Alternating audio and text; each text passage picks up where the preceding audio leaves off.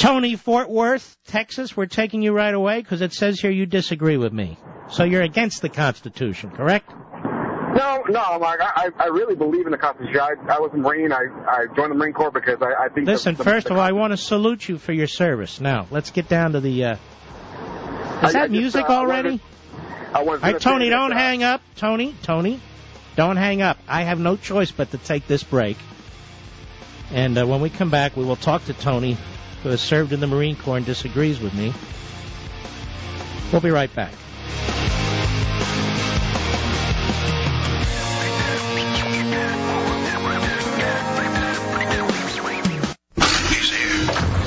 He's here. Now, broadcasting from the underground command post, deep in the bowels of a hidden bunker, somewhere under the brick and steel of a nondescript building, we've once again made contact with our leader, Mark Levin.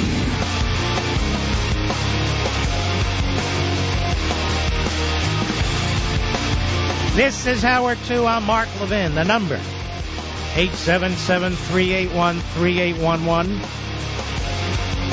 877-381-3811. I promised to go back to Tony in Fort Worth.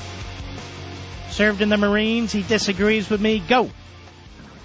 Hey, Mark, I just wanted to say that when, the first time I ever read the Constitution, I was probably in 5th grade, and, being the kid of, the child of immigrants, I really, really fell in love with that document.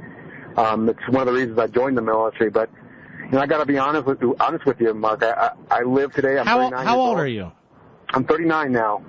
When's the last time you read the Constitution? It's been a while. I keep a copy of it on top of my, on the top of my, in my sock drawer. And every, 2 or 3 years I like to break it out and read it. But, I got to be honest with you, man. I work my butt off at least 40 hours a week just to be broke, man. And I see a world in which, I fought in the Marine Corps. I still have the physical and mental scars from the First Gulf War. And I see myself falling behind even, worse and worse every day, and I see that nobody cares. Nobody cares. All right. First of all, I'm happy to address this. But what does that have to do with the Constitution? Really nothing, right? Well, I guess it doesn't have, I called when you were talking about the rich folk and the wealthy. I wasn't talking about the rich folks today. You were about 40 minutes ago, but I would like to address. But hold on. I'm happy to talk about the rich folks. What do you want them to do? I'm going to tell you a little story, sir, and this I think will be helpful. And I don't like to talk about my family a lot, but every now and then I do to make a point. My grandfather on my mother's side, God bless him, he's been long passed away. He fought at Iwo Jima in Guam. And when he came back to the United States, he had lost his voice. And his hand shook, all the time. So there were issues. His brother-in-law, my great-uncle, he was called Tug, he fought at Guadalcanal. And he came back and he had issues. These were great men. Strong men. Limited educations. And he was scrappy as hell, my grandfather. Tough guy. He would drive a small truck, to the coal areas of Pennsylvania and western Pennsylvania, and he lived in the Philadelphia area, in Philadelphia, and pick up coal, bring it back, and deliver it and sell it on the streets one after another. I remember when I was a little kid, he had started a little retail shop, sold all kinds of things, clothes and shoes and so forth, in Germantown, a part of Philadelphia. He was always hustling. He also liked to play the horses. But an honorable, decent man who loved his country and fought for his country. And when he came back, he took care of himself. Same with his brother-in-law, Tug. Which brings me to you, Tony. Please bring Tony up, Mr. Producer. He hung up? Why did he hang up? Okay, he can call back if he wishes. Keep a line open. I think people who serve in the military, and I think I say it every single night, deserve our absolute heartfelt support. And they also deserve our financial support. We have a bigger infrastructure now in terms of financial support for vets than we've ever had in the history of this country. And I favor it. I believe that individuals who take time out of their lives and away from their families, and whatever business or whatever they have, they deserve this society's support. If they come back with physical or psychological issues, they deserve this country's support, which is why I reject efforts to cut pensions for military personnel. Military personnel are not EPA bureaucrats. But I also reject, as did my grandfather, the notion that everybody who comes back from war is a victim, to be exploited by the liberal, who has never supported the soldier in the sense that I don't mean all liberals, you understand, that they participate in anti-war activities. They want to slash their budgets while they're on the battlefield. We've seen this. We saw it in Iraq during the Bush years.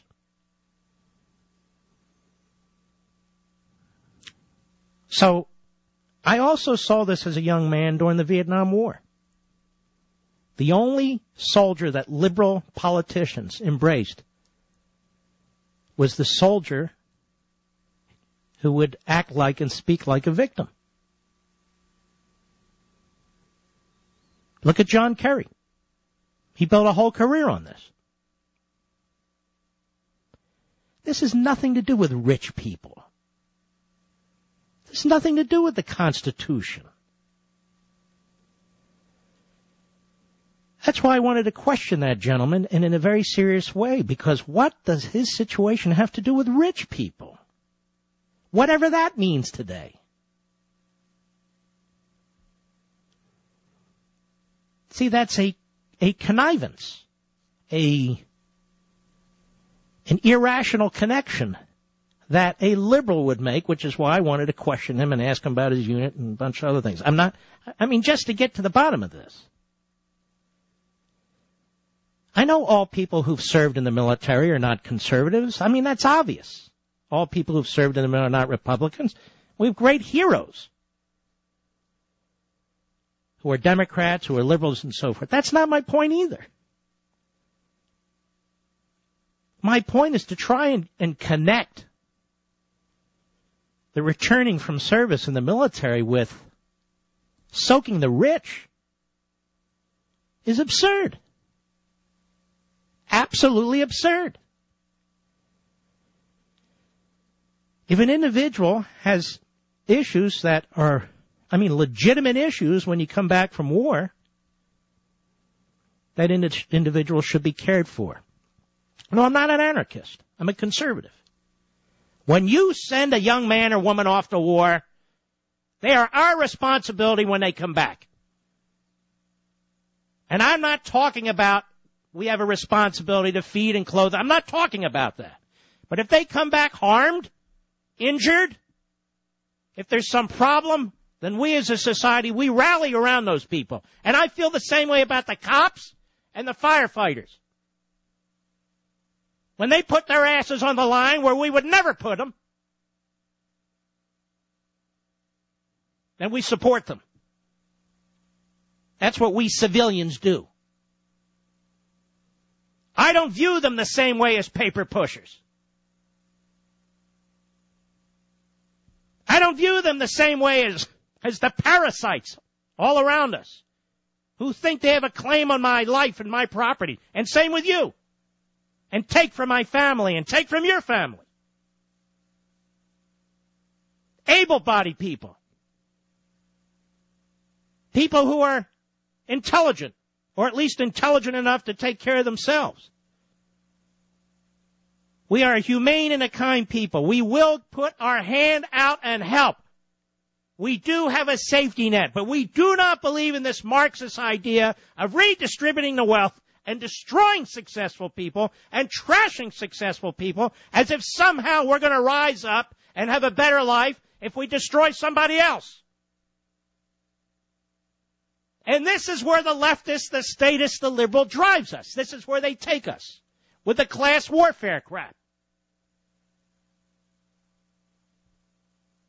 If you're not doing well, for whatever reason, whether you served in the military or not, what does that have to do with a millionaire or billionaire?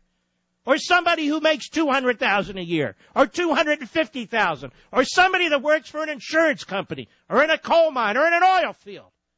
It has nothing to do with them.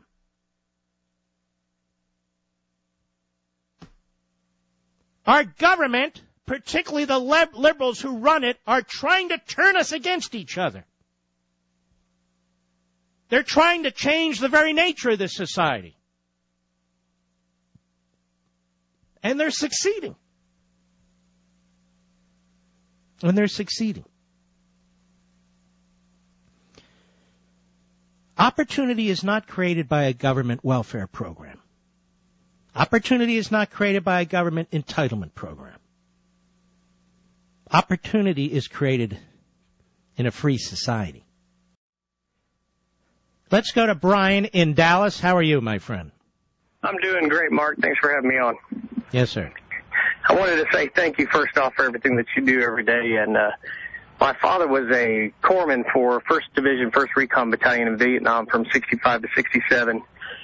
In turn, I turned around and became a Marine after I got out of high school and came home early with a disability. You know what, Brian?